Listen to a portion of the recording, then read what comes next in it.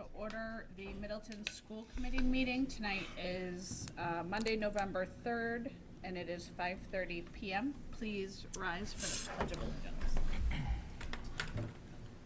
I pledge allegiance to the flag of the United States of America and to the republic for which it stands, one nation, under God, indivisible, with liberty and justice for all.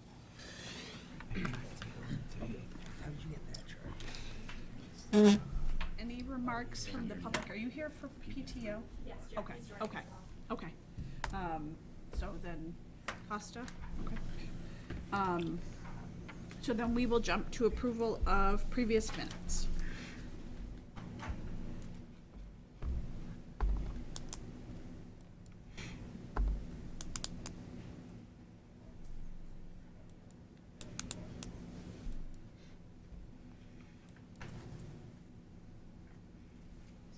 Fine for you. I did, right? That's all right. It's meeting, right? I'll make a motion to approve the minutes from October 6th. I'll second. Okay. All in favor? Aye. Aye. Any opposed? Nay. Thank you. Yeah, thanks, Dave. And then reports from other it's just the one minutes, right? Just Yes, the one. yep. Reports from other committees. Probably that's just me. So the only update for CPAC is that we will have our November meeting, November 19th, which is a Wednesday. It will be 7:00 p.m. at the Masco Middle School Library. And that's all to report for that now. Anybody, any other committees? We have PTO separate, right? Yeah, separate. Okay. We continue to meet with our liaisons, FinCom and Select Board. Those have been productive meetings, and happy to have those, and we'll continue those all the way through this school year. Okay. If nothing else, then moving on to report from the superintendent. Great. Good evening, everybody. Good to see you all.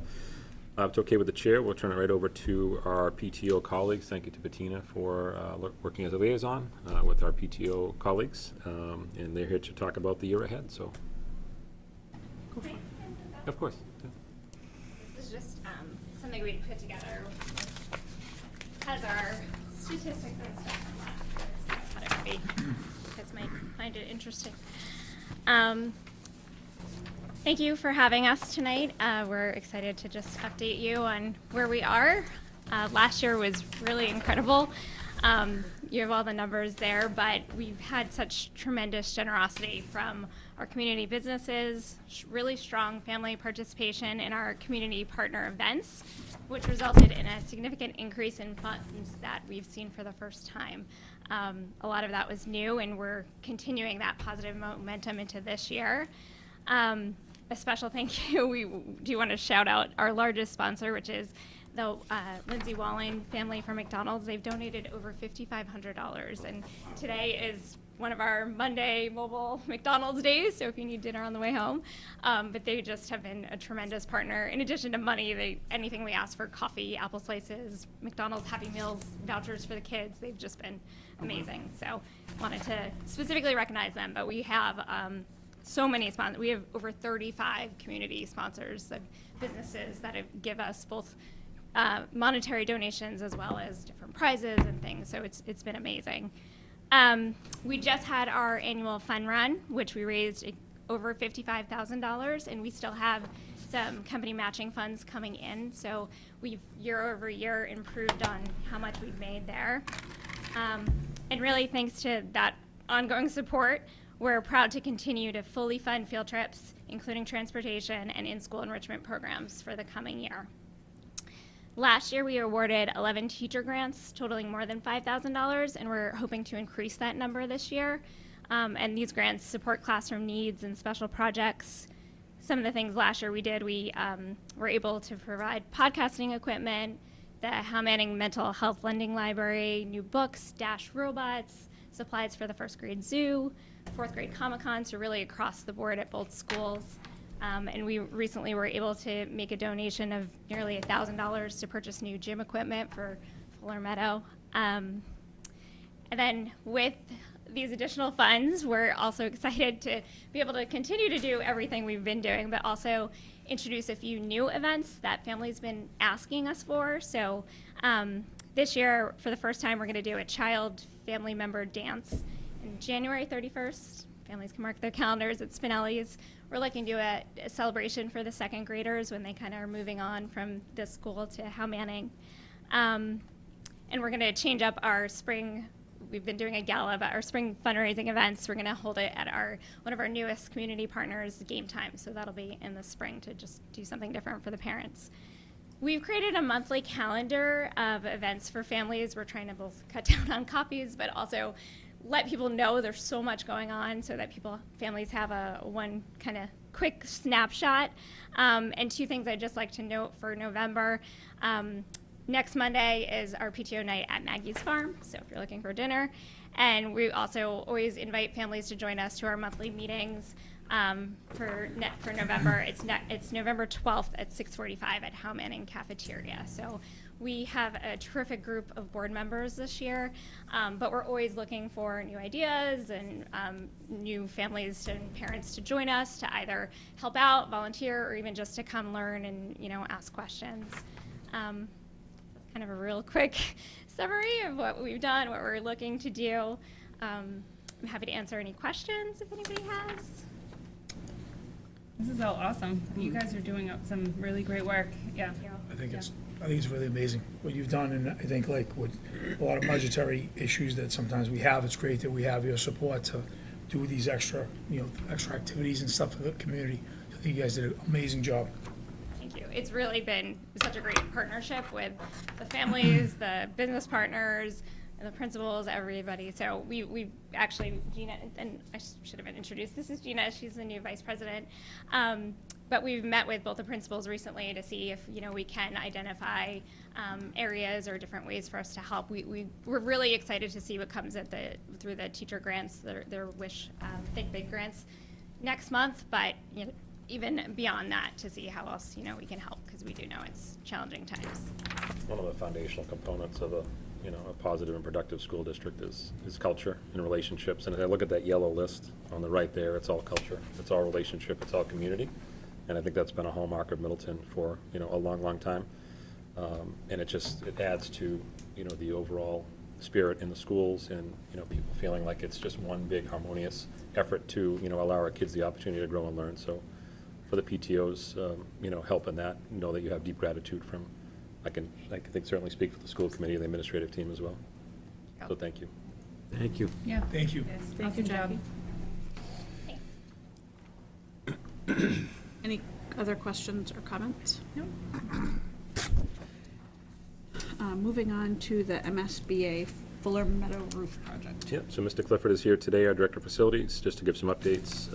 As this committee knows, we had signed a statement of interest a year or so ago to enter into the MSBA program for the Fuller Meadow roof. We had one section of roof that still needed to be updated here at Fuller Meadow. It didn't qualify last go-round, so we were accepted into the program, which is great news. We get a nice reimbursement from the state on that. And so Steve is here to kind of walk us through some of the latest updates as it relates to that project. Thank you. Good evening, everyone. So the most recent activity on the project took place on October 29th. The Mass School Building Authority held their Board of Directors meeting. At this meeting, they have approved our schematic design package. We had submitted it for their review at the end of August. So that is great news, positive news for the project. So we will be continuing on. What this means now for us is we will proceed towards 60% design and then on to 90 and 100% levels. We'll be doing some final cost estimating when we get to that finished design. And then we'll prepare to bid the project out. Right now, we are slated to get the funding appropriation request at the Springtown meeting, which I believe is May 12th, 2026.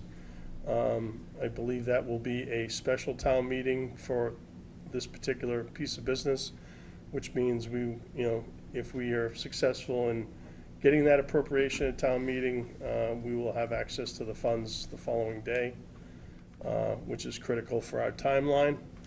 And then we'll be building our schedule to proceed with construction in the summer of 2026, following the conclusion of the school year.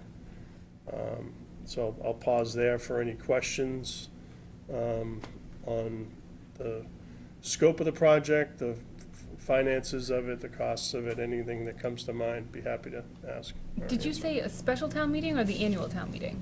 It's the annual town meeting, but it'll be a special within the annual. So instead Okay. of, like, if it wasn't in the special, we wouldn't have access to the funds till July 1st. But seeing that, you know, we'll be working straight on through the months of May and June, in discussion with the town administrator, you know, he thought it was wise to make sure that money's available so we can have our continuous cash flow. Okay, so that will happen in May, Yeah, Yes. at in a at a perfect world. special part during the annual town meeting? Yeah, it's just, I don't know how else to explain it. Yeah, It- yeah. It depends on the type of warrant article, but it often does happen. Okay. Sometimes you don't even realize that one was in the special. Okay. And it's only for those, I think, scenarios where you need to access funding, rather, sooner than July 1st. Okay, In the school sort of facility world, a perfect world would be a town meeting in December. Because then you can, you have the money in hand, and now you're getting out to the street, and you're like ready to go on, June 19th, whatever the last day of school is, the day after. I mean, we'll still endeavor to do that for sure. Steve, when several of us in the room were on the roof, can you just let the committee know what part of the roof it is? Several of us were on it when we started this process, but. Yeah, so if you look at the upper hallway, the upper wing, and the ramp as kind of making an L, that portion of the school was done in 2015. Starting down here in this lower corner, all the way down that hallway, up the other hallway in the modulars, that was not done, because it did not qualify for their age criteria at the time of our submission of statement of interest. So that's why we didn't consolidate all the roofing at one time. So we will have that opportunity to take care of it and position the building in a good position roof-wise for the, many years to come. and when will you know what the dollar figure is at the meeting for a town meeting? Sure. Well, right now, I mean, we'll finalize things with our partners at Town Hall. Right now, we have an overall project budget of about 2.3 million. Okay, Within that, we have a agreed partnership with the MSBA for reimbursement of up to $725,968. That has the potential of going up. The final reimbursement is not actually calculated until the MSBA does their closeout audit. So there is potential for that to go up to as high as $755,000. The percentage of reimbursement for the project that we qualified for was 47.21%. okay. Okay.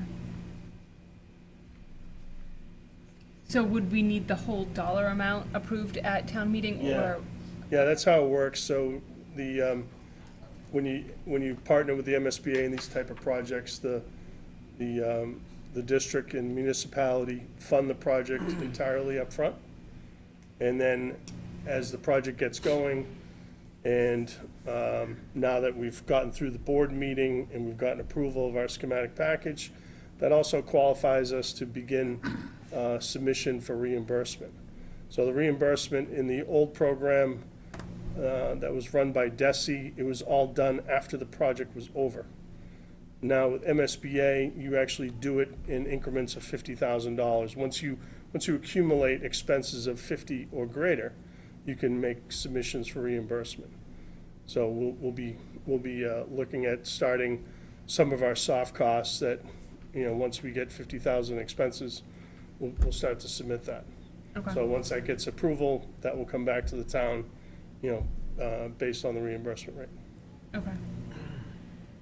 And this 2.3 million that you said, is that including the, I think, up to 300,000 that we already got approved a couple town meetings ago?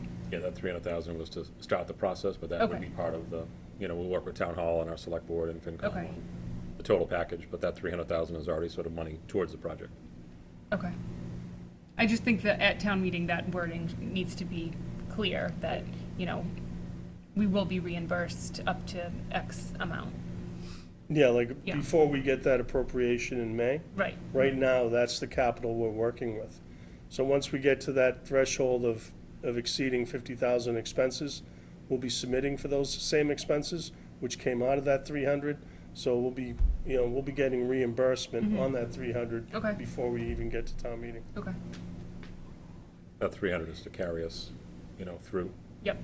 You get to town meeting. That can sometimes pose a problem too when you have a May town meeting as opposed to a December. So Steve will keep an eye on all that, and we'll kind of navigate that as we head through the months. Okay. Any other questions on the roof? Thank you, Steve. Thanks, Steve. Transportation. Steve, did you get counts from, We did not. okay, you pinged them today? I'm sorry. You I pinged already them? did, yeah. Okay. Okay, so that's, we'll just table that for now. We were hoping to just get bus counts to get a sense of just numbers on the buses, I guess anecdotally. Mike and Jeff, what are you seeing on the buses? Full, half full, quarter full? And you'll get the official. I think when they're combined, they're mostly full. Okay. Yeah. I mean, there's no buses that I look at and go, wow, I can't believe Yeah, we're giving 12 kids a bus. okay. So, So let's get the official number, Steve, and maybe we can bring that back to the December meeting. Yep. And then just final update, Chapter 70, public listening session. So as the committee may recall, the governor's office is conducting Chapter 70, calling them listening sessions around the state, just to get a better handle on what the needs are in the different communities and, whether you're a rural, a suburban, or a gateway city, how Chapter 70 may or may not be helping impact overall costs. And so they did a session at Masco. That was the most local session. There's others across the state over the course of the next month, but I think it's like Greenfield and down the Cape, so it's sort of geographically located. So the Masco one was the closest one. And so that was a couple of weeks ago. Several of us were in attendance at that, just to kind of hear. Folks from Malden kicked it off and, talked about relative wealth in terms of EQV. EQV-based assessments inflate perceived wealth in many communities. Property values don't reflect residents' income or ability to pay. So they sort of talked about that. Special education funding, making sure that we are adequately funded to make sure that we can meet the needs of all of our students. Municipal budgets being understrained in order to sustain things. You have to think about police, fire, DPW. We can't sort of override our way out of this situation in this circumstance. And then the idea of inflation and cost increases far outpace Chapter 70, and the formula itself is just very overly complex and outdated. I would not be able to sit here and say to you, this is how the Chapter 70 funding formula works, because when I tell you it is extraordinarily complicated, the best visual I can give you is in every city and town, if you think of Chapter 70 as a river, there's a river that sort of flows through that town, but the depth and the width of that river depends upon many of the demographic features of each of the towns, and the streams that are feeding that river also is impacted by the demographic nature of that town or city. And it is an extraordinarily complex formula. Somebody stood up at one point and said, we need to just start over, right? Scrap it. It Scrap was the like, formula. scrap the whole thing. So yeah, Jackie and Dave, you guys were there. I don't know if there were other takeaways that you guys had as well from that session. I just think that it's unanimous, right? It's like every city in town. It's not just our problem, it's across the state. And, it's good that they put this together to listen. I'd be interested to see how quickly they could make change. Yeah. Because I think change is imminent. Like, we don't have money in the budget to keep on doing override after override. Like you said, we can't override our way out of this. And I think the state really has to step up and try to come up with a different solution. So we're not making choices between police officers and firefighters and school teachers. It's not a choice like a community needs to make. We should have those things in place. But there was some interesting ideas that people came up with, but I agree, just scrap the whole thing and start all over. For sure. I thought it was interesting just to hear the different perspectives from, it was Malden, right? Malden Yep. and then up to Newbury Yep. and Amesbury. Yep. Salem. And just to hear essentially, yes, we're all dealing with, budget crisis, but to hear how it varies, district to district, town to town. And in many ways, we're fortunate at the same time to be as fortunate as we are. We're, going into a funding freeze and having to, that we're gonna have to make cuts and stuff, or we could have to make cuts moving forward. It's gonna be tighter for us. So those other towns that are, already in such need, it was interesting to hear the different perspectives. But yeah, I think takeaway was scrap it and start over. It's not working. Hasn't for years is what I took away. Yeah. If you get a chance, I think I may have passed this along, but the MMA, which is the Mass Municipal Association, they put together an article called The Perfect Storm, Cities and Towns Facing Historic Fiscal Pressures. It's an easy read, and what I mean by that, it's just for a complex subject of all the different things, it's presented in a way that's very accessible to anybody, depending upon what your level of knowledge is, if it's far advanced or if it's entry level. It was a very accessible article to read, and it really kind of outlined the major issues, Chapter 70 being one, Prop 2.5 being another one that's a 40-year-old, regulation and law in terms of that piece. And, people often talk about, can't we just raise 2.5? And, the political capital to do that. I don't know if anyone would ever really be willing to necessarily take that on, or should take that on, because that opens up another whole, line of conversation for sure. But this article is very well written. The search would be, if you're looking for it, MMA, A Perfect Storm article. And it was very well done. And Dave had arranged a call. We were able to jump on a call with someone from the governor's. Deputy Director of Chiefs of Staff, Okay. Mara Healy. Yeah. And we had a conversation, and of course, they said they were aware of the problem, but they really don't have much of a solution at this point. But we did speak to him. He gave us some insight into the Chapter 70 and the Prop 2.5, which they're aware doesn't work. But there's also a lot of, there's emergency funds. There's emergency funds in Massachusetts available that could be, a call for the government to say, I think we're reaching a point of an emergency when we consider like severe cuts for our kids and teachers getting laid off and not enough safety involved. So, yeah, we got some good conversation with him too. And then Senator Tower, we reached out to his office. I think, Joe, you had mentioned that at the last meeting, or somebody, I think it was Joe, had mentioned that. He's going to come to the December meeting, so he couldn't get here tonight. He was booked, but we have him to come to the September meeting just for some open dialogue and conversation around what we're seeing as concerns and needs, and, his sort of view from the State House. So that's ongoing. It was also interesting because when you looked at how big our listening area was Yeah, and how important of a topic this yeah, was, and every town is talking about it. yep, Maybe there were 50 people, Yeah, maybe, yeah. and Malden had, Yeah. Masco had a good turnout, but it was at our school, but, right, Malden had the biggest yeah, contingent and possibly with the most to lose, or, Yeah. so that was interesting to see for such an important topic. agreed. Okay, anything else for Chapter 70? Moving on to report of the Assistant Superintendent. All right, good evening, everyone. What's included in the drive is the financial report for November. And everything, there's nothing extraordinary to point out at this time. I will inform the committee that we are in a hard spending freeze as of now. And we just got to watch everything, just to make sure, the budget at the end of the year lands accordingly. So I will answer any questions that the committee may have with regard to any of those specifics. Any specifics about the spending freeze of the financial report.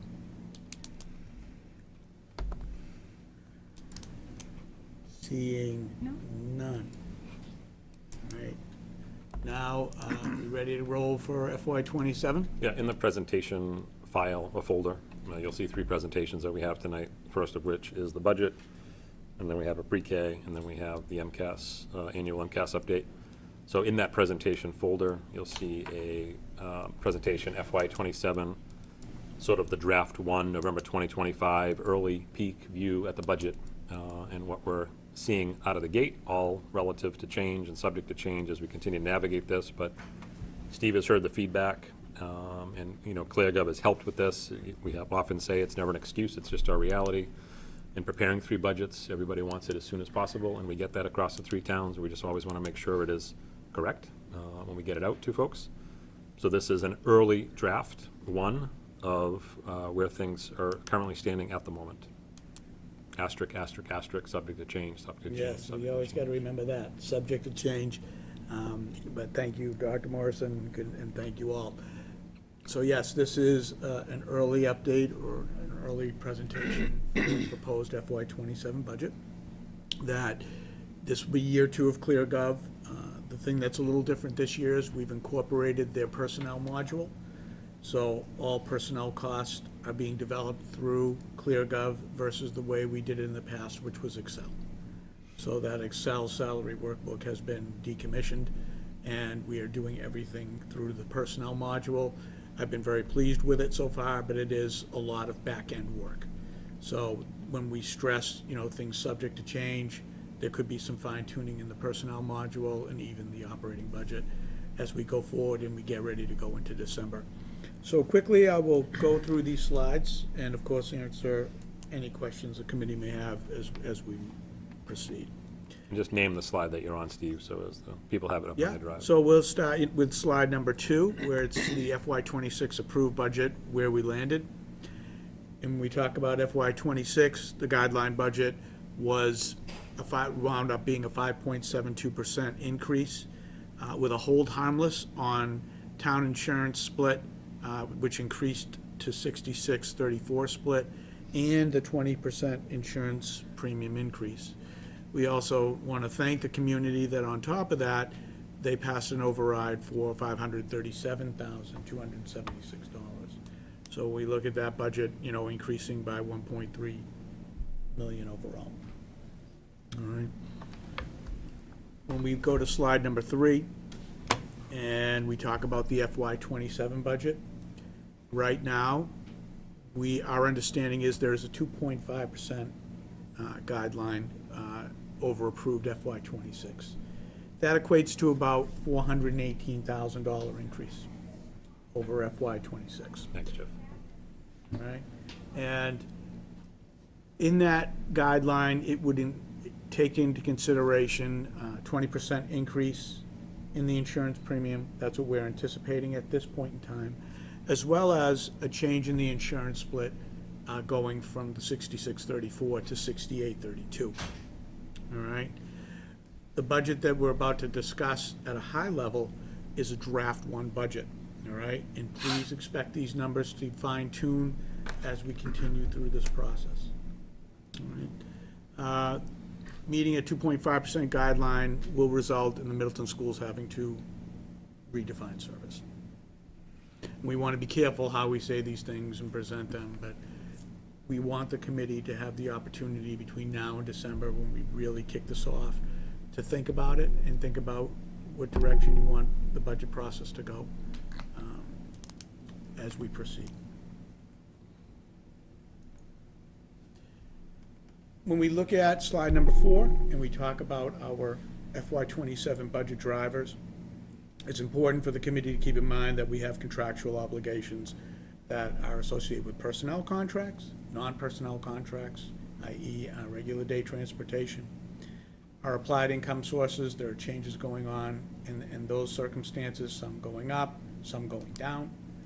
So we have to take that into consideration, because more of those financial costs will shift over to the local appropriation when we have changes in applied income from other sources, i.e.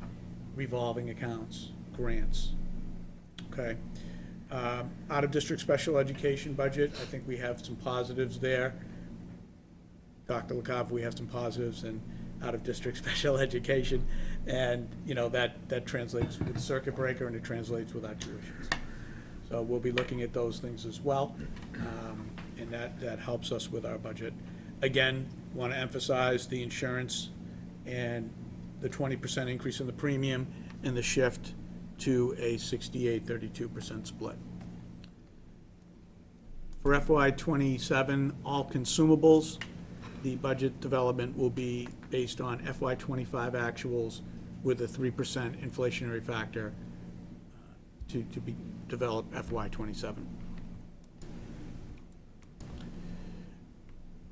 At this point in time, a level service budget would be $18,112,167. A guideline budget would be $17,143,531. That difference is $968,636. That's a big number. If it was when we talk about this budget, and this is not something, we're looking for the school committee to answer, but something for the school committee to think about between now and December. If we look at a guideline budget, we're gonna have to redefine service. And what's in front of you here is just an example. It is not a recommendation, but it's an example of how you would have to close that gap.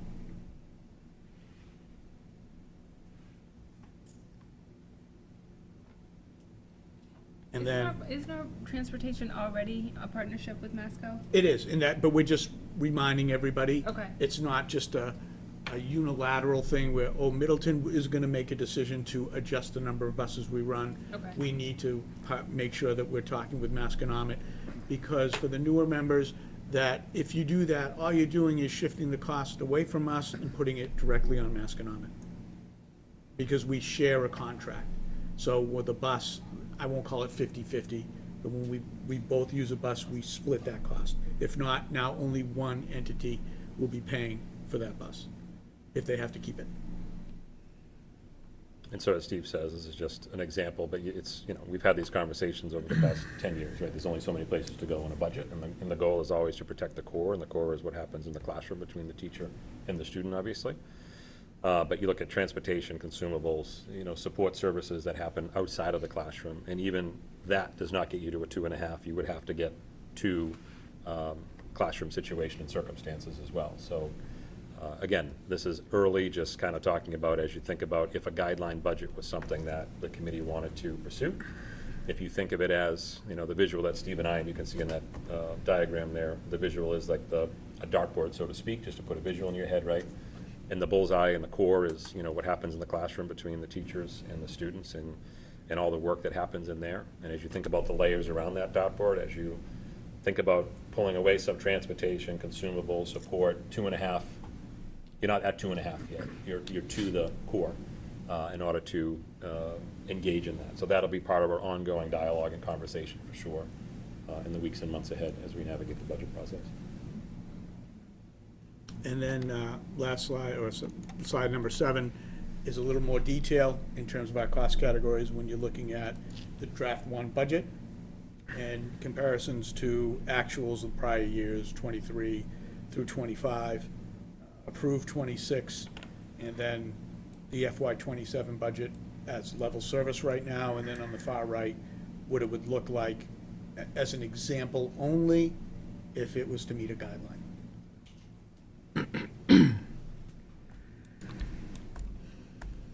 And then finally, last slide, next steps, will be to distribute the budget itself officially in December. So that's where we'll go, we'll open it up via ClearGov for the school committee and all interested parties. Then, between now or December and April, school committee will deliberate with school senior leadership. That's where we'll be doing presentations and continued discussions with curriculum, technology, special education, facilities, and operations. And that's going to happen throughout December, January, February, March, April, right up until we get to town meeting. It's just, that's our process. And it's everybody, it's the town's process. So this proposed budget for December, is this going to be a level service budget, or is this going to be a redefined budget? If I'm answering you, it's a redefined budget, and then the committee is going to tell us how you want to proceed.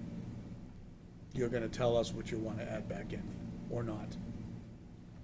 Okay. That's my opinion. Me, I may get directions to go in another way. But if I'm answering you, that's what would be presented. Yeah. Okay. Steve and I just talking in regard to the budget process, I think really illuminating for the committee, this is what 2.5 looks like. Right. Right, really kind of to see like what that 2.5 looks like, and then is there dialogue about, yep, we're going ahead with 2.5, and it's a very short budget season, and it's all done in one meeting? Probably not.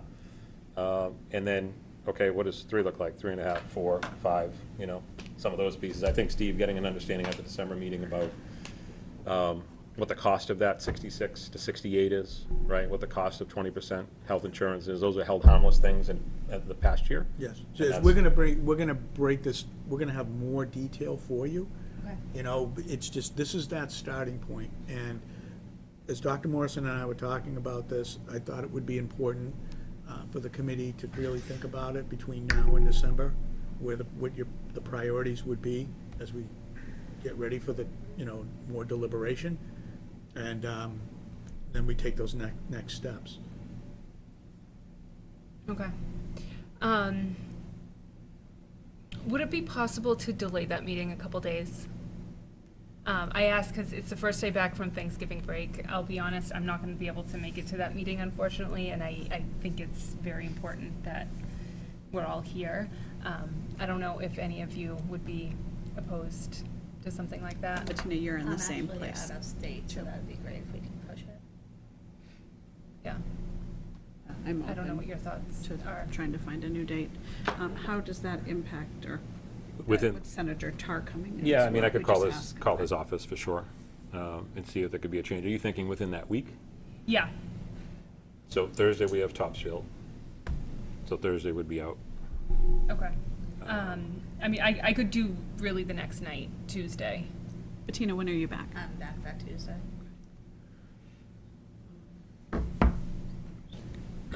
As of right now, I'm open Tuesday. We have TTU on the 1st, so we would probably try to move that to the 2nd, because that'd be kind of clunky to have, Oh, okay. Yeah, yeah. you know, Yes. that on a Monday and then that on Yeah. a Tuesday. So it would involve just Oh. seeing if all members could get to that Tuesday meeting. Will this budget have like forecasts out for enrollment, things like that? Yes. Yeah, okay. Oh, yeah, no, like I said, more detail, more data will be in the ClearGov Okay, budget, absolutely. We just wanted to give you guys a perspective of where we're We got the sitting. NASDAQ outreach today, Michelle. They always reach out Okay. this time of year, so Yep. they asked us to send us our October ones, and they'll do their projections, and so I'll do that presentation as soon as we get those numbers in to get a sense of what they're thinking. I think too, it's like since we started meeting with Costa early on and hearing about the 2.5, and that change in guideline for us, and we're putting out the potential budget numbers, and you hear a number of people saying, like, we can't override ourselves out of this, we don't want to ask for another override, and we don't. I also don't think it's fair to say, like, we're not going to, or to make it even seem like that's 100% off the table either, because if we can't provide what our students need, then that very well may entail another override, and we're not gonna know that until we get further down the road, but I don't think it's fair to make it seem like that's not the route we're going either, if we can't provide what our schools need. So I think it's just a really open conversation, and we do the best we can. So- Agree. So what do we think about the second? I just email myself, I'll check with all parties, and when I mean all parties, I mean, I'll check with Topsfield School Committee to see if they can move Okay. TTU. We'll talk to Mark Colleen, we'll check with Boxford to see if they can move TTU. Does it work for all 5 folks here? Just to Works for kind of me. check 5 boxes in this room? yeah. Works for me. Yeah. Steve, works for you? Yep. Matt, Same time, Principal. 5:30. Yeah. the second? Same time, 5:30. Same time, yeah, because then we would try to do TTU at, I mean, that's a good question, Dave. Can we start earlier? Just because if we're gonna talk budget that night, Oh. you wanna try to start at 5:15 as opposed to 5:30? I could start earlier. I Yeah. could start earlier. Yeah. I So guess my eliminate other this one. question would be, if Monday's, Out. then looking out the week out, the 8th too, I guess maybe looking at both of those. Yep. Yep, the 8th could be a potential. Good for the 8th. But if we know we're gonna talk budget, and we have Bruce Tar, and we have TTU after that. Yeah. then it might make sense to start a little earlier. I could do what- earlier. What's the earliest you want it? To do 5? 5? Yeah. Yeah, 5 I could do, yep. Okay. Okay. So let's, we'll work on that internally. Can we move to 5 o'clock? Well, the alternate date, December 8th, can everybody make that one? I could do the 8th, Yeah, I can do that too, Yeah, I the can 2nd or the 8th. and I can do 5 o'clock on both days. Okay. All right, so we'll work on that, Jackie, and get back in touch with you. Okay. Yeah.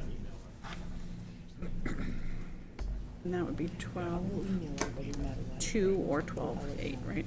Yeah. Okay. Okay, and that's TTU as well. Will you have the link to the Clear.gov budget beforehand, so we can Yes. review? Okay, So, yeah, school committee first. You guys will get it first. okay, And then when we get ready to go, then we open it up. But Okay. yes, you will, absolutely, it's just, what will happen between now and then is just another detailed scrub. We're going through all of the personnel forms now to Yep. see where people are gonna be, steps and column movement. That's gonna be the biggest piece that happens next. okay. And then we just, whatever the fine tuning is, and then it's really writing the story. Mhm. Am I missing anything? No, Sir? I think you hit it all. And then, well, of course, all the other data that we talk about, compiling that, putting it in as support documents as well. Mhm. There will not be appendices.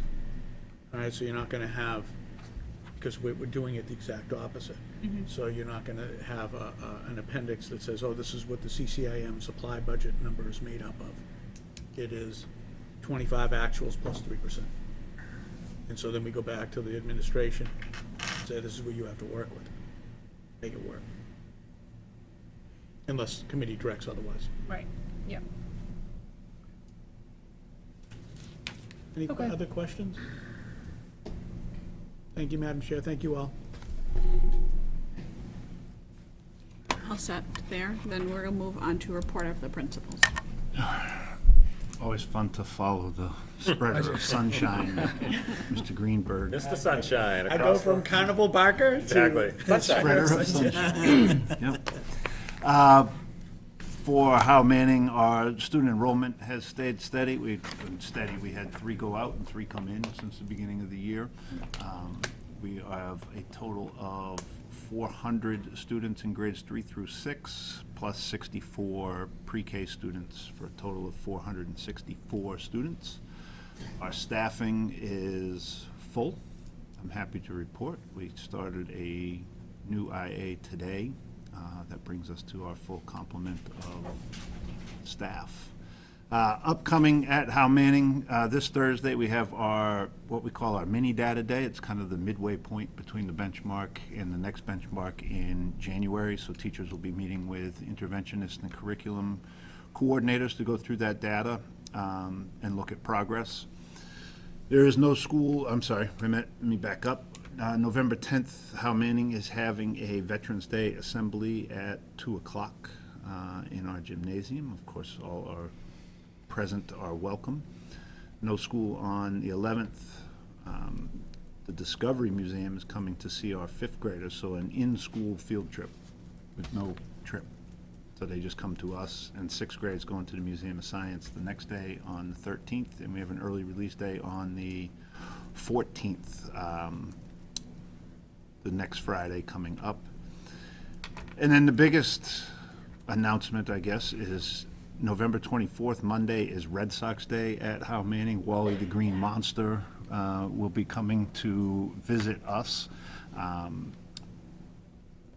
One of our special education teachers set this up for our 2 programs. They'll be having a concession stand style thing for 5th and 6th grade, where they'll come by the classroom, they'll get to have a class picture with Wally and purchase, and I say purchase, and there won't be real money exchanging hands, I assure you, sunshine. And then they'll be doing a reading activity with 3rd and 4th grade. We're hoping to reach out to some local media, see if they want to, a feel-good story leading into Thanksgiving. Mr. Greenberg, you're welcome to come and see Wally as well. And then Thanksgiving. That's about for what we have coming up at Howe Manning. Jeff, what was the time of the Veterans Day Assembly? 2 o'clock on the 10th.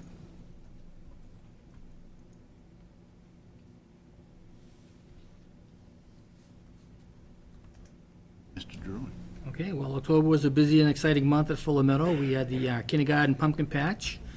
We had a visit from the Middleton Fire Department. They came to the first grade in the kindergarten classrooms. We had our successful fun run, the booster-thon, parent-teacher conferences, and the always popular Halloween parade. Enrollment is fairly steady. We have 63 in kindergarten, 77 in first grade, and 91 in second grade. And staffing for you? Staffing, we are hoping to fill, we have one IE position open, Okay. hoping to fill that, and we also have a building-based Building-based, position. Okay. Any questions? Thank you. Okay, then moving on to October update. No, that was it. Sorry, new business. Any gifts and grants? I don't believe You so. guys have any? Nope. No, great. Pre-K tuition for FY27. So in the drive, again, presentation, you'll see a PDF, preschool tuition comparison. Matt has been working on this across the 3 towns, just to kind of look at our preschools in terms of rates and tuition fees and all those things. So I'll turn it over to Matt. All right, hi everyone. So what's in the drive for the presentation is a comparative set of preschool tuition rates across not only the 3 towns, our 3 preschools, but also multiple private preschools in our towns. This question kind of comes up year to year about our tuition increases and where we're at with all that. So it seemed like time to really break down where we fall within public schools, but also amongst our private school partners. So the way the data set came to be was reached out and decided to do 2 private preschools per town. So what you'll find in there is 2 Boxford private preschools, 2 Middleton private preschools, 2 Topsfield private preschools, and then obviously our Middleton, our Boxford, and our Topsfield program offerings. It's broken down into the length of the day, or the type of program that's offered, the number of days and length of day, and then the only way I was able to kind of pull off a comparison data set is to really break it down to an hourly rate. Because what we hear a lot of times is, you know, this private preschool is $20,000 a year, you guys charge $5,000, what's going on? Well, when you break out the amount of hours that $20,000 includes, that's the comparison you can do with our rate. So what you're gonna find in this presentation, and then I have a 1-pager that might be a little bit easier to read, is the per hour rate of all these programs. I will say, it was a massively complicated way to try to figure out those lines, so they might be off a little bit, but I feel confident that where the data is very, is right in the general area where it needs to be. Just indicate what slide you're on too, Matt. Yeah, as you go through. so, 1, 2, so if you go to the 4th slide, which is what the rest of the slides are gonna look like, what you'll see is this is how they're laid out. So this one is Magical Beginnings here in Middleton. So it says full day, and for full day, Magical Beginnings is an 8-hour day. And then on the left, the program is the amount of days per week that a child will be going, the tuition for that week, and then broken down hourly. So this hourly on the right is what really the comparison data is. So you can see there, you know, we'll look at the first one and then we'll go through this one quickly. But, you know, you're looking at the 5-day program is $10.90 an hour, the 3-day is $14, and then the 2-day is $17.18. What you'll find across everything I looked at is that the more days you attend, the less the cost per hour is. It goes up the less you attend. Okay, so that's the Magical Beginnings.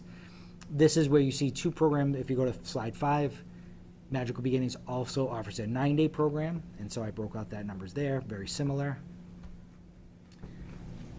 I'll just go through the Middleton one. So Goddard here in Middleton, their full day is actually 11 hours. I believe it was 7 a.m. to 6 p.m. You know, there's one where if you look at a 5-day, 11-hour day, that's going to be a very, very large number. If you look at a yearly tuition, when you break it out, it's actually under $10 an hour, right? So that's why I approach it that way. Again, a little under $10, $11.27, $12.06, $13.09. And then the half-day one, this is the only one I wasn't able to pull apart by hourly because I wasn't able to get the amount of hours they consider a half-day program. So I just put the actual week tuition in there. So as you scroll through 6, 7, 8, 9, and this is something you can do when you get a chance, what you'll find is, and I don't think we don't need to go through all of them, is that really the tuition rates are between about the $9-ish range up to about 17. 17's on the high, and that's for like a 2-day program. If you go all the way down to slide 13, that's where our preschool comes in, the Middleton preschool. So you'll see here the 3-year-olds for 3 hours a day. Again, we have 4 different offerings: a 3-day AM, 2-day AM, 3-day PM, 2-day PM, and those are anywhere from the high $8 range, and then the highest is $9.56. And then for our 4-year-olds, all kind of in the $9 range. If you take a quick look, then it goes to Boxford and Topsfield. So not to belabor that was the extraction of all the data. If you go back out, though, I think the better part of the conversation is if you go back into the drive, not in the presentations folder, in the main part of the drive, there's a document that says pre-K tuition, and it's color-coded. Okay? So this is just a one-pager of everything that I found for hourly rates. What you'll see is that red, if it's highlighted red, that means it was the highest hourly rate for that type of program. If it's highlighted in green, that means it was the lowest hourly rate for that type of program. And the yellow, just because I think it was important for us to look at, is the second lowest. So green is the lowest, yellow is the second lowest, and then red is the highest. Everything in purple is kind of in the middle. So the takeaway from this when you look at it is, very clearly, that Middleton is, across all of our programs, the lowest tuition rate. Not only amongst our 3 towns, but then also amongst the private preschools. Discussion points that Steve will always talk about, and we've talked about for years, is that we're really not, I mean, this I think was a good way to go about seeing where we fall, but it's really not our approach to say we want to be comparable to the private preschools. That's not. You know, we need to always remember that our preschools exist for special education reasons first. They're inclusive preschools that we're able to provide students ages 3 to 5 special education services. And then obviously we want to make it an integrated program so we have other students come. So we've never really compared ourselves to the private preschools, but now that we have, I think it's able to see that we're relatively comparable, not way off. It's not like it's a $5 an hour piece. So anyway, this was a deep dive into the information, not for a recommendation, but because I've been asked several times about where everything falls. Our registration for the preschool for next year will be going out. This, in Middleton, we typically don't vote a rate increase until much later in the year. The registration happens, and then we have that conversation at the meeting. So again, not a recommendation here, just as we get to that point when we want to talk about what we want to set the tuition rate at, especially when we talk about the budget and all of those things. Thought this would be a helpful data point for you to have. I'm curious, and I don't know that it makes any difference here or there, but with the private ones, do any of them like serve lunch as like or breakfast and like? They do. So like some of the longer ones, obviously Goddard, I think now includes lunch and dinner because it goes until, I heard that because it goes until 6 o'clock, so the students stay until 6 o'clock. There were also a lot of other pieces like extended day and all of those.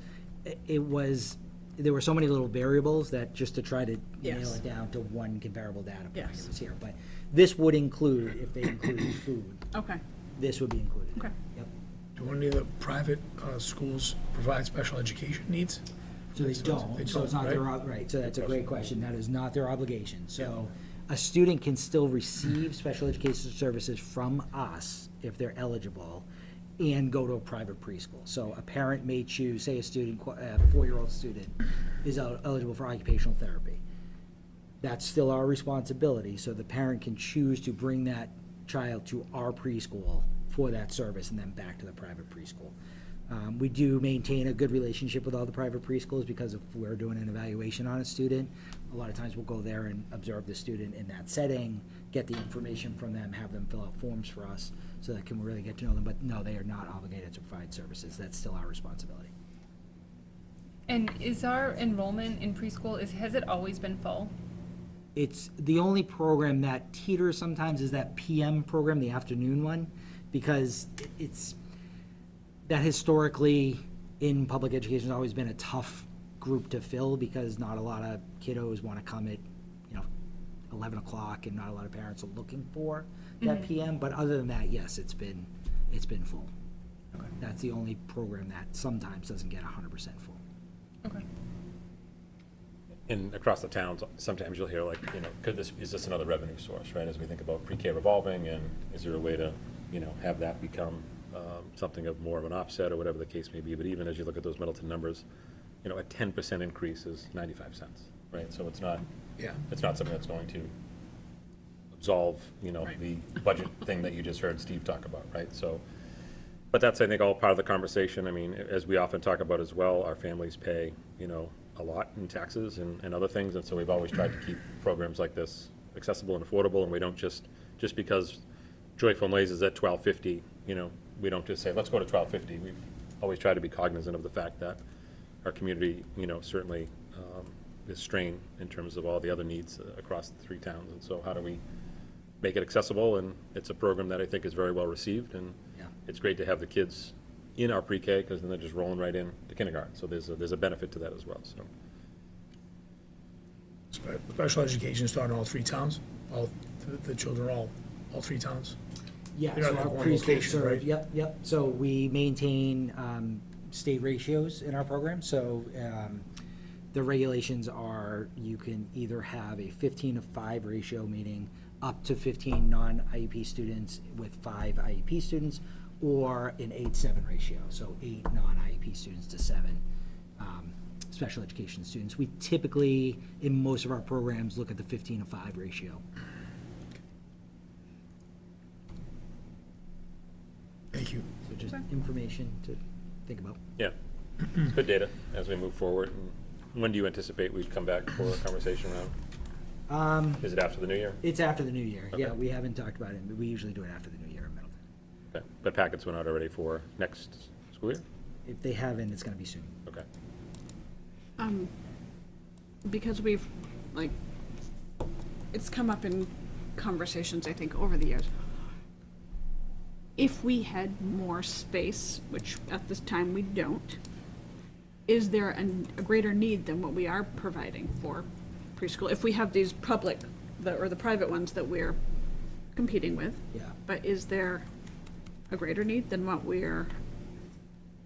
Yeah, I mean, we have a lot of offerings in Middleton. There's definitely that discussion in Boxford. Okay. We have longer wait lists, but we Okay. have far fewer programs. Oh, okay. Middleton is in the middle right now of the number of program offerings and the students we can serve, and all I can say is we're always full, so Yeah. my expectation would be if we had more, we'd probably fill them. Yes, yep. Topsfield is up to 4 classrooms worth of preschools now, so it's basically 2 in Boxford. We have three classrooms in Middleton and 4 in Topsfield, and Topsfield has 4 and they're completely full. Okay. So I don't have hard data to say it other than if we're always full, Right. and we have more in Topsfield, I would expect that if we expanded, we would fill it. Okay. Do you get significant wait list when you get?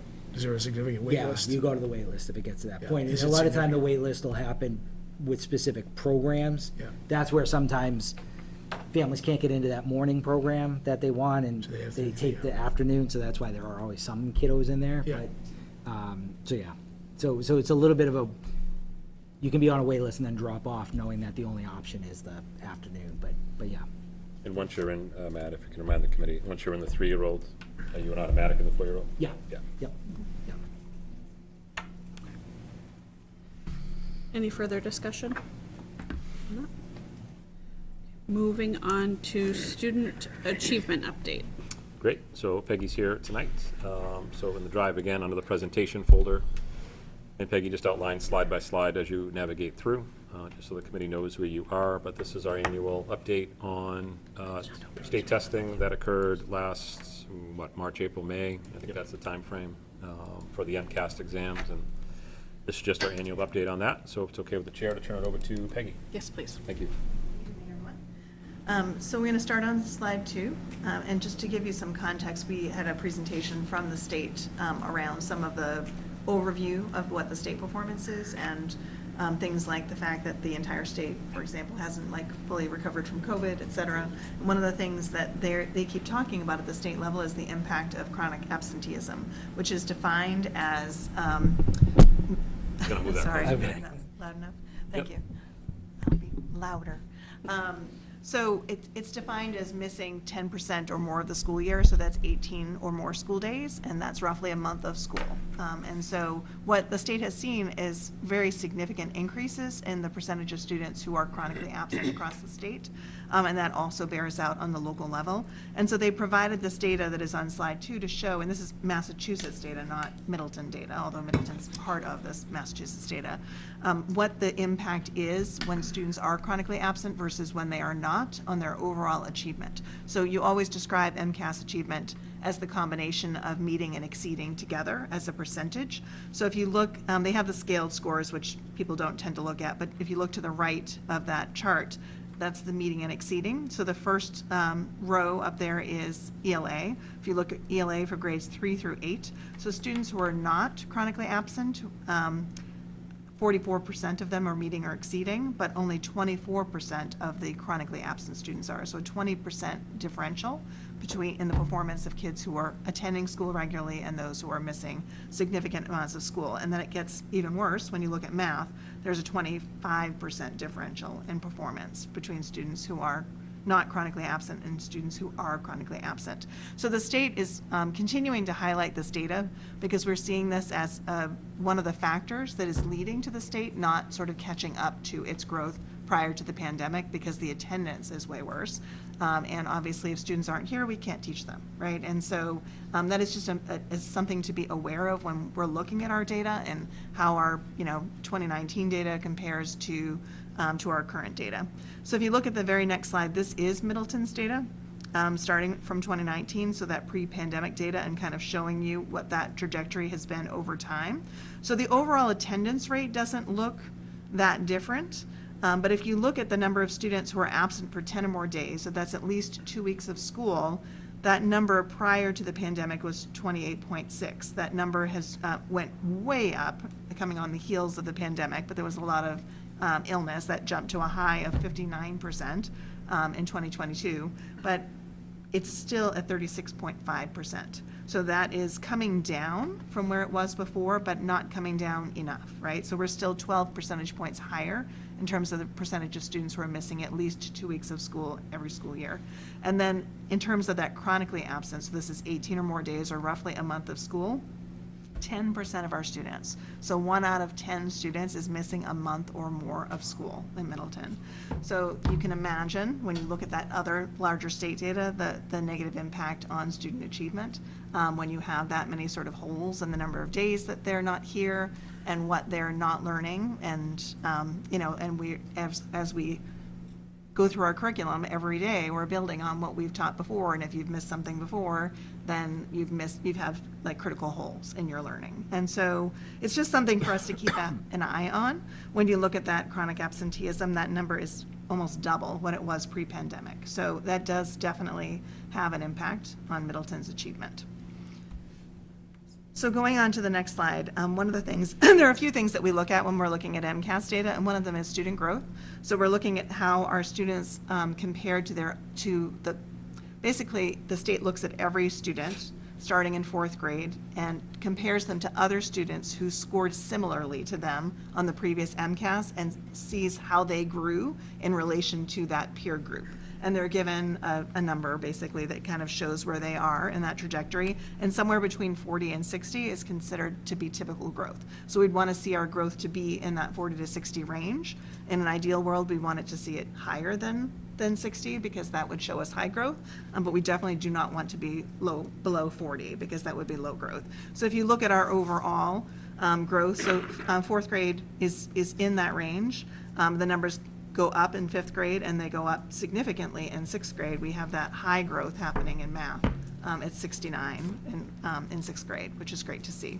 So that's kind of showing as they work their way through the district, as we're launching them off to Masco, they're in very good shape at that point. So, but overall, that data is solid when it comes to the student growth data. So going into the other achievement data, you'll notice a graph on page 5 that just kind of gives you the colors, so you know what you're looking at for the graph. So blue is exceeding expectations, green is meeting expectations, that sort of orange-yellow color is partially meeting expectations, and the red is not meeting expectations. So we're looking at that combination of the blue and the green for that combination of meeting and exceeding when we're looking at these charts. So just to give you some context before we go into the ELA scores, we've been talking to you for several years now about the fact that our performance in ELA has been relatively flat. That continues to be true because we knew that we needed a new type of curriculum resource, which we now have. I'm grateful to the community for their support on that with interreading, which we have started implementation this year. So this, of course, is prior to our changing the ELA curriculum. So the data looks pretty similar to how it's looked historically. The reading tends to be stronger than the writing. We have seen some growth in the writing in Middleton in terms of the conventions, and generally the conventions, that's basically their control of grammar, but you get lower scores if you don't write enough because they can't tell that you have control over your writing to show that you have, like, your grammar is good over long stretches of writing and not just in a shorter piece. So our numbers are going up in conventions, which is good because that means our students are producing more on the MCAS. But the idea development is still kind of on the lower side, and that's something that we'd be looking for. It does improve as we go up the grades. So again, that idea of launching them off to Masco in better shape is good to see. But I just wanted to kind of give you that context as you're looking at the ELA data. We really hadn't changed much here, and so therefore the data is not particularly changed either. We would expect to start to see maybe some changes this spring, although the first year of implementation, there's often an implementation dip. So scores sometimes go down before they go up as the school district transitions to a new curriculum. But we do anticipate that over the next few years, we should see steady growth in our scores as a result of the new curriculum that we've put into place. So taking a look at slide 6. So this is grade 3 ELA. So one of the other things that we look at, so we look at that overall meeting and exceeding, so that blue and green together. And so that number is up top. You can see that combined for ELA, it's 45% meeting and exceeding, and we compare that to the state. So we want to see a healthy differential between Middleton and the state. This one is much closer than we're used to seeing. It's also true in math, that it's closer than we're used to seeing for 3rd grade. So sometimes you get a cohort of students that just has higher needs. This is the first time this group of students has taken standardized testing like this, so we'd have to see if this holds true again next year.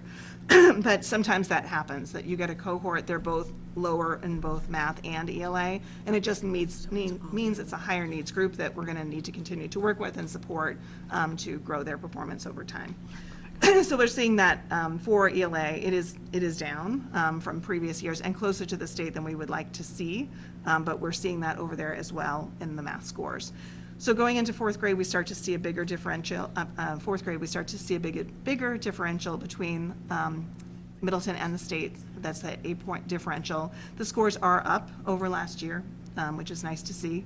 So we're going in the right direction in that 4th grade scores.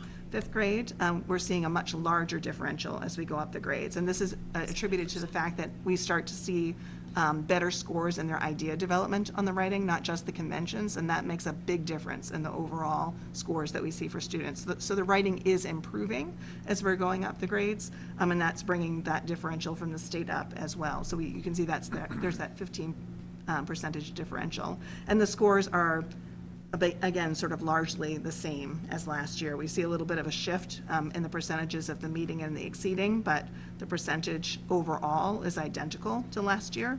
And then when we go on to 6th grade, we're also seeing that strength in those scores, and these scores, we went down a little in the exceeding, but we also went down in the not meeting. So overall, those scores are pretty comparable between this year and last year. So that kind of stable performance is not surprising, given the fact that we haven't necessarily made a lot of changes, but we're not going down either. We're staying stable, which is good to see.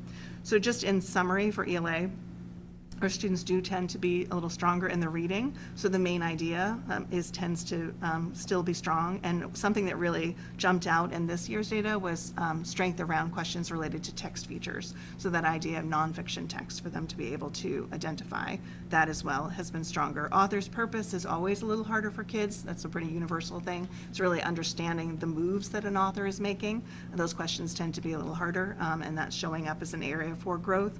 The conventions are up, showing that sort of greater length of writing for students.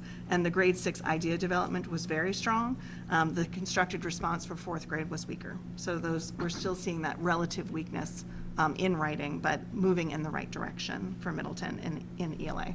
So any questions about ELA before we move on to math? Just had a question on slide 4 with the student growth. It's not really on here, I think it's before that. What were the numbers like pre-COVID as opposed to post-COVID? These numbers consistent? In terms of growth, Yes. I'd have to go back. I don't know Just off the top curious. of my head. Yeah. But 40 to 60 is where you'd expect to be, right? So obviously, the higher end of that range is preferable. But I'd have to go back and look at that data. I don't have that data off the top of my head. I wouldn't expect that the growth would be that different, though, because growth is comparing kids to their peers, like a like group in their own past performance. So regardless of those larger factors, their peer group would also have those same conditions, Okay. right? So that probably would not be substantially different. Okay.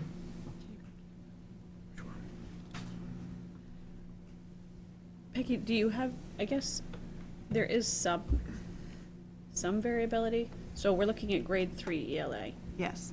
And that it's, 57% are not meeting or exceeding for 2025 scores, which is up considerably from the previous years. Yes. Do you have Yeah. any insight into that? Yeah, that's what I was saying. I think it may be a cohort issue, because they're also down in math, right? So, and if you look at we have 15% of kids not meeting, which is high, right, for us. And if you go over to the math scores as well, you'll notice it's 13% are not meeting. So when you start to see the correlation in 2 different content areas and the numbers that sort of graph is looking very similarly, it tends to be an indication that it's a higher needs cohort of students. And so you have to understand when we're looking from year to year, if we were seeing a static pattern across years, then that might speak to a curricular issue, like something that is either going really well or something that needs to be improved around curriculum. When you see wide swings like that, especially when we did not change our curriculum, that tends to be more attributed to the needs of the students within that group. And then that's even more clear when you see that they perform similarly in both math and ELA. Because if it was just one content area that we were having an issue in, the other subject area probably could be strong and this one would be lower. And then that would point more to a curriculum issue. So it's hard to say because we only have 1 year's worth of standardized data on this particular group of kids because it's their 3rd grade year. But this is unusually low for Middleton. We're used to seeing a bigger differential, but it's low in both content areas, which leads me to believe that it's a group that just needs more support. Any other questions? Okay. So picking up on slide 11 with the grade 3 math, again, that same issue we were just discussing, that this is down from past year's performance in math. So I do attribute this to being likely a cohort issue. And that's something that remains to be seen as we go through time with this group. But it's something we'll also be actively working to close those gaps. So when we see scores like this, often there's a correlation to what's happening in our universal screening scores as well. We get intervention for those students. I'll be talking a little bit later about some additional tools that we've added this year that can help, particularly in mathematics. And of course, we know we have a brand new ELA curriculum that can also assist with students. So we have been making some additions to our curriculum resources in order to better support a range of student needs. So it will be a question of kind of working with this group over time to close those gaps and to have their performance look more like what we're used to seeing in Middleton in those areas. So looking at, and one of the areas in particular, I can actually speak to this a little bit now. So this particular group, when you look at their, break out this data for curriculum, they really struggled with with fractions. And that's a new concept in third grade. It's often a difficult concept for students, but they were particularly low in fractions. So we do have a new tool that we have recently adopted called ST Math. We put a committee together last year because we knew it would be a while before we were looking at a math adoption for a new curriculum. But we wanted to see if there were digital tools that we could use that could supplement our curriculum and allow us to target student needs better. So we had a committee last spring meet. They decided to reaffirm our commitment to IXL math, which is something we've had for a while. But in the process of going through this review, we realized that there were a lot of newer features to IXL that we were unaware of or that we had been underutilizing. So we have really changed how we're using IXL this year. We're giving the IXL Level Up assessment in addition to AIMSweb, which is what we use for math. It's a different data point that allows us to see where students are strong or where they need some additional support related to math standards. And it does create a personalized pathway for students for extra practice on those areas in which they need additional support. So that's one way in which we're using digital tools differently this year. The other one is ST Math, which is, it stands for spatial temporal math, but it takes an entirely visual approach to mathematics. So there's no language in it at all, which makes it really helpful for students who may have language-based disabilities, who really have the ability to understand math conceptually, but the language gets in the way. And this program does a really nice job with fractions in particular. So fractions is a really tough concept for students to understand, and the way that it kind of shows students what they represent, I think will help them over time. So that's another tool that we'll have in our toolbox to be working with students around strengthening that knowledge of fractions, which does, continue to build throughout the years. So that is an area where we'll need to work with this group because they did come in low in fractions in particular. So looking at grade 4, we start to see that spread we're used to seeing around the scores. So we've got that 59% to 43% there. It is a little bit up from last year, which is nice to see, in going in that direction with the 4th grade math. The 5th grade is better than last year, still not as big a differential from the state as we would like to see. Fractions were also popping in grade 5, the multiplication and division of fractions, so that's just a theme that we're kind of seeing through here, an area where students need some additional support. So that's something we'll continue to work with them on. And then we saw some growth as well in grade 6, so that there's a nice 10 percentage point differential there from the state. But we saw that 69% growth in math for this particular grade level as well. So that's really impressive to see kind of where they came from the previous year to get to this level and to be performing at this level in 6th grade as well. So overall, a solid picture and kind of setting them up well for Masconomet. And then looking at the next 2 slides, so we're looking at slides 15 and 16. So these are just the curriculum trends. So we see kind of across grades 3 through 5. And the reason why this is broken out into 2 slides is the standards change starting in 6th grade. So the standards are like K-5, and then they're 6-8, and then they're 9-12. So they get grouped differently. So I put them on different slides just so you could see the conceptual groupings of them. But for grades 3 through 5, place value is a strength across the board, across all of those grades.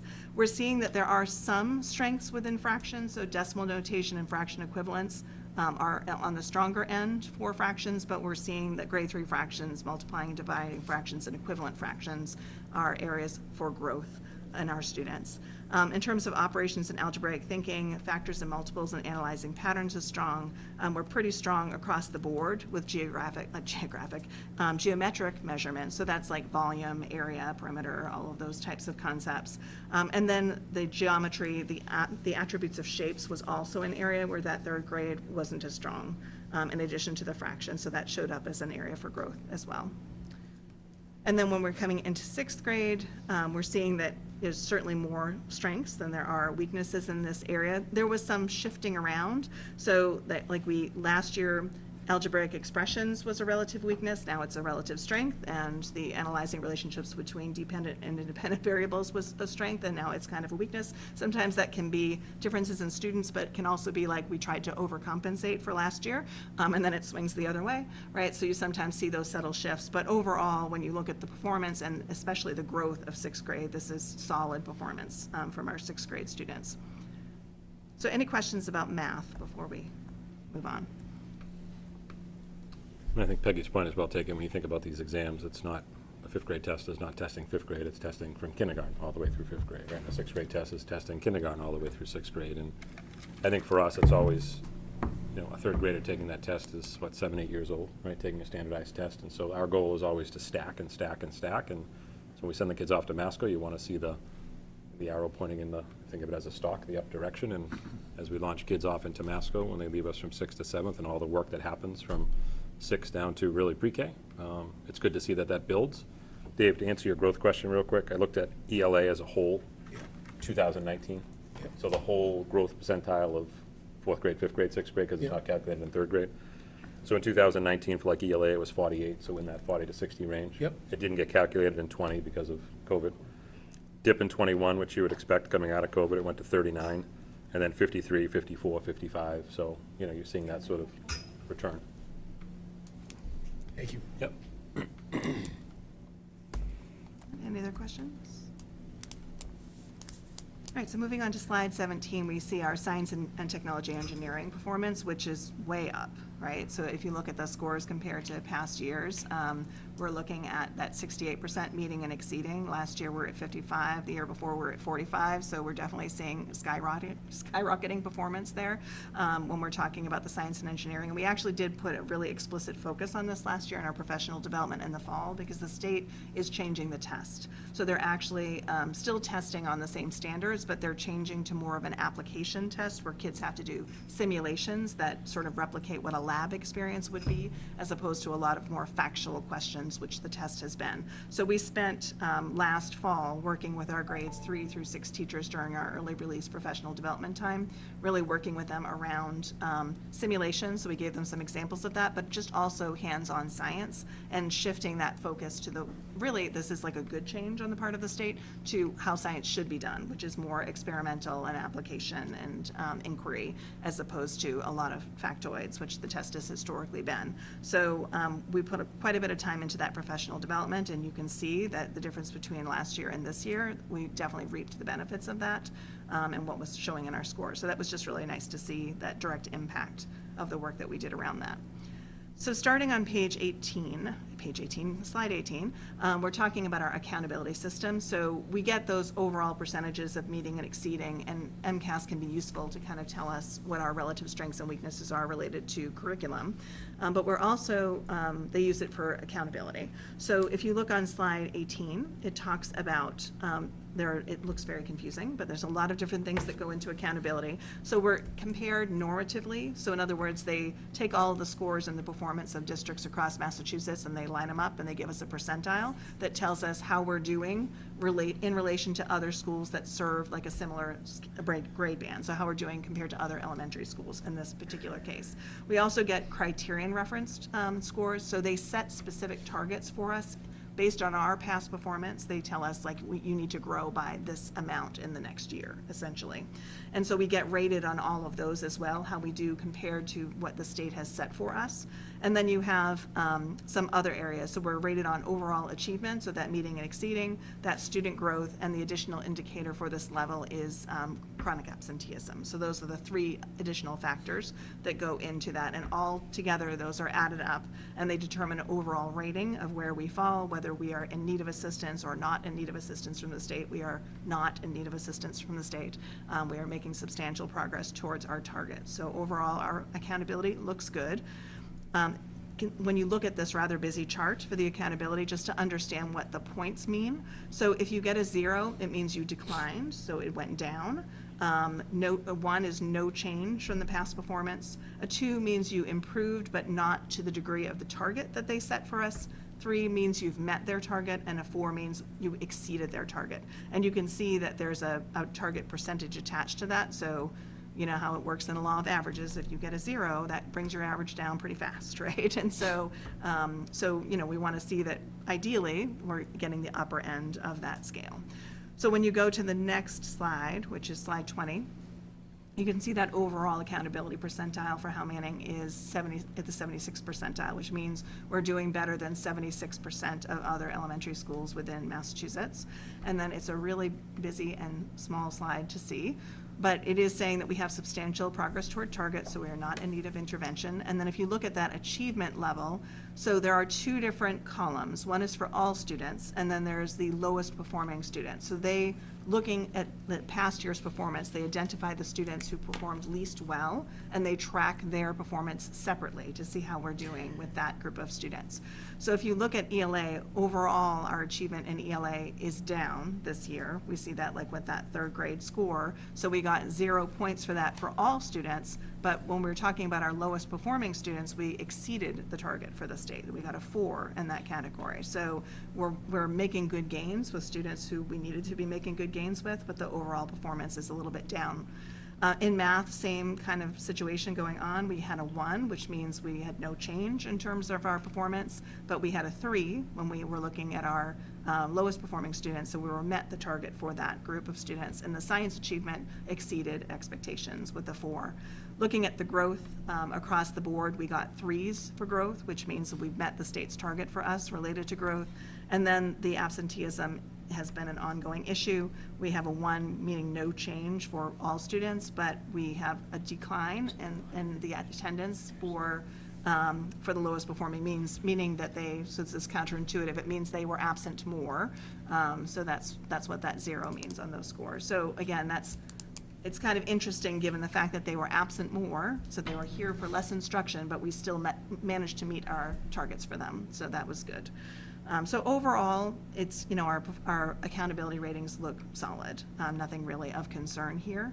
But, obviously we want to see that with that overall achievement, we would prefer to see us at least at a 2 or not a 3 for those targets rather than where we are this year. But we also can see the reasons for why we are where we are this year as well. And then just finally, thinking about next steps. So we are very much in the throes right now of implementing interreading first year. We're a quarter of the way through the school year, so a lot of road ahead of us still, but our teachers are working really, really hard with this new program. It's always a learning curve when you're getting used to a new program, the pacing of it, and just the way that this operates compared to what we've had previously. So we've been working with our professional development time of having teachers be able to plan together. We have another session coming up on November 14th for that, and we did a lot of training, as you know, last spring to launch interreading. So we'll be continuing to work with that throughout the year. And then on the horizon, just so you're kind of aware of where we're going next, is it'll take us at least, this year and next year to really get interreading fully operational. But then we'll be kind of turning our attention to math, because we have not really done a review of our curriculum since 2012 in math. In 2020, we had to make a decision in the midst of the pandemic because the particular version of Math in Focus that we were using at the time was being discontinued and they were upgrading. Were we just going to go with them, or were we going to do a review? And frankly, nobody had the bandwidth to be doing a curriculum review amidst everything that was happening during the pandemic. So we chose at that point to continue to use Math in Focus. But Math in Focus is not considered a highly rated curriculum by the state because it actually has some really good pedagogy in it in terms of the approach to the way it handles the mathematical practices, but on ed reports, it doesn't emphasize the standards in the right proportion in the right years. So it gets to everything, just not exactly where the state wants you to. And so we think that our curriculum is part of the reason why our math achievement isn't moving as much as we would like it to. So that's something that we'll be looking at probably, within a couple of years. To start a review process for math to see if there's a better product out there. In the meantime, as I had explained earlier, we did do a review of our digital products, and we feel like we have some tools now that can better serve us. So we're trying to be more targeted in what we're doing with students. We also have some other initiatives going on. We're working with all of our math interventionists within the district and in the Tri-Town in general. They've been taking this course called the AVMR course, which is something that was recommended by DESE for really targeting intervention, and it has assessment tools that allow us to very precisely see where students are having trouble and be able to intervene with them for that. So that's been helpful. And we also have some teachers trying out a methodology called Building Thinking Classrooms, where it really is engaging students differently in the way that they think about math and it really fostering that problem solving. So we have some teachers sort of piloting that approach to math teaching as well, which has been exciting to see. So lots going on in the world of math as well, not just ELA, but just kind of putting it on your radar that probably we will be looking within a few years' time at an adoption for math as well.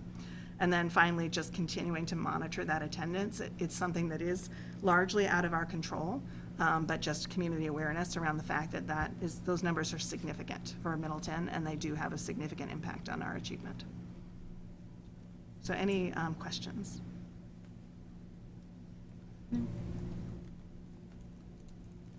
Made me think of a conversation that we've had about the closing student achievement, that gap. And Matt, you had started to present on that last year. Is that something you could wrap back around with us with at some point to give us an update on where things stand with that committee? Yeah, so later? last year we talked about the two logic models that came out of that. One was to really take a deeper dive and look at the math curriculums and the offerings that we have, and we've made some good progress on that. And then the second one was really looking at student scheduling and trying to structure it so that the students are getting the maximum exposure to the curriculum as possible. Inclusion during initial presentation of the material, then pull out. So, yeah, be happy to talk about that some more. And part of what I was referring to here was part of that logic model. Yeah. So having everyone trained in AVMR is part of that. Okay. Having a committee look at our digital tools was part of that. So kind of what I've shared tonight is in the other part, the update of what we're continuing to work on related to the work that was done out of that committee. Any other questions? Thank you, Peggy. Thank you. Thank you, Peggy. Just going to release Steve and Peggy to get over. We have to Boxwood Select Board meeting tonight. Oh, yes. So we'll meet you over there. If you guys want to head over. Thanks. Okay. And then, policy subcommittee. Yep, so in the drive, we have the policy folder, and in that policy folder, just revisiting and bringing back to the committee for further discussion tonight, that JICJM. This was the one that, this is that away for the day, personal connected devices, and as we had talked about, Topsfield had brought this forward, and then when we brought it forward to the policy sub, Dave thought, you know what, let's bring it to Middleton to see what the conversation is, and Aisha thought, you know what, let's bring it to Boxford to see what the conversation is. So we brought it to the last meeting, and there was some question, and I think Jeff had some questions about sort of the flow of, for lack of a better word, offenses on the bottom. I think you wanted to have some conversations with folks internally, and if I'm remembering our conversation, this would work. Yes. Having those conversations kind of came to my issue with it was, I didn't feel like it was consistent with our behavior matrix, where do this, get that, and there's always context. And in those conversations, I think it's now see that I'm able to separate the phone from the behavior, right? So those are just for the phone, not the behavior that was associated with the phone. I gave the example of, I think it's the context of discipline would be much different from a student using their phone to text their parent because they don't feel well and come pick them up versus taking their phone into the bathroom and taking pictures, right? You can separate those two of the phone and the behavior associated with it and the consequences that would come with that behavior. Still have that professional judgment to use there, so dropped my... Upon further review. Yep. So just bring it back to the committee. It said Topsfield last time. We brought it over because it was sort of a Topsfield policy. So we made it look more Middleton-y. I know that's not a word. But we made it look more that way. And just for further discussion tonight, I didn't know, what path you wanted to take. Like the approach that was taken in Topsfield was, before it became like, if the committee sort of was like, yep, we like this policy, let's put it into place. There was an opportunity for folks to have it go home in the newsletters. Hey, school committee's considering this policy. If you'd like to come to the next meeting in December, if you have any comment or feedback for us, please let us know before we head down that path. That's one path. Another path is you guys might decide like, hey, let's just do this and off we go. I think as Mike has said, you're probably not going to see much change at Meadow. And I think, Jeff, you've talked about it, how teachers already have methods and ways in which they, it's not a huge thing that you're seeing. The watches have become a bigger issue than the phones. The phones. And that's addressed with this, right? The way for the day personal connected devices. This gives the teachers something to root their response to kids and families with, hey, we have a policy now, it's from the school committee level that these need to be turned off for these reasons, so, or put out of sight in the backpack, so to speak, so. I guess tonight, just wanted to get a sense of the committee, still feeling like this is something we'd like to pursue, and if so, do you want to go the path of send it home in a newsletter, the school committee's considering this, they're going to vote it at the next meeting, if you have any feedback, let us know, or just vote it? I say just vote it.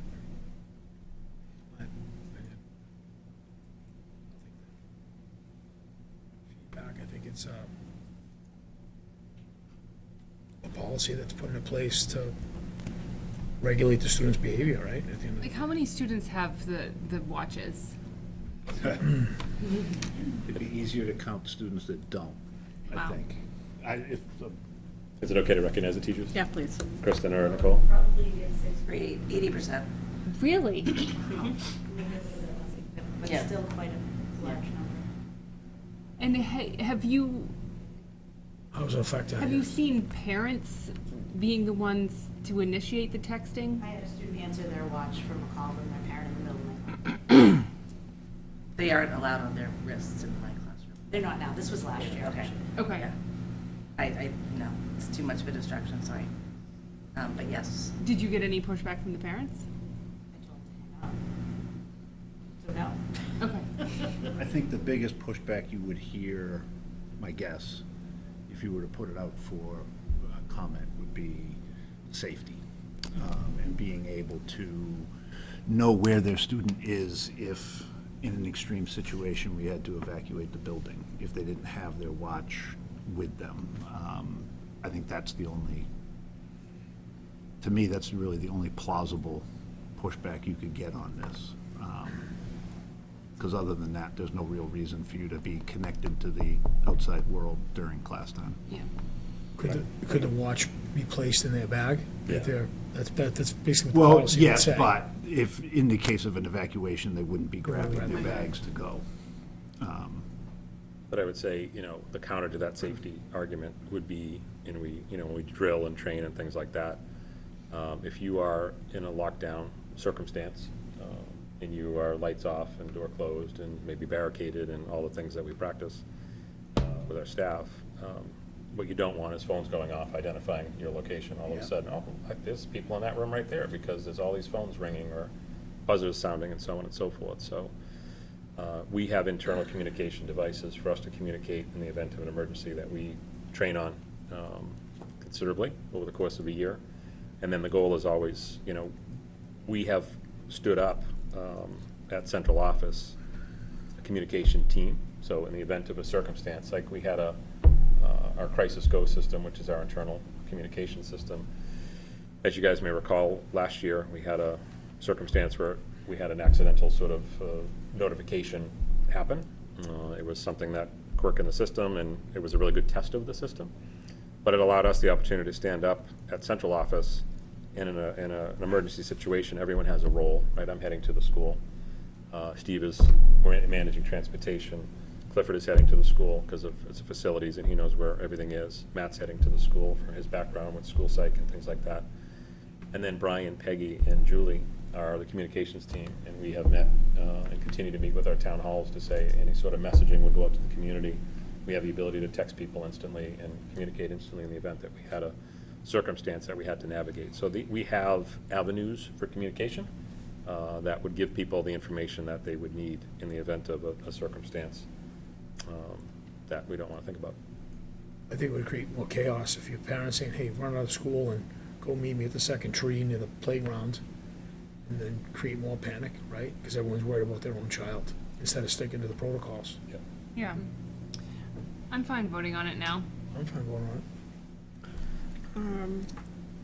I think I'm okay with voting on it. My initial thought too with if we were gonna bring it for comment is I don't think December's the meeting to bring it to with what Busy we're meeting. already saying. So then we're pushing it out Just 'cause to it's a busy January, meeting. yeah. Yeah. And I know, Mike, you said this doesn't really affect you guys.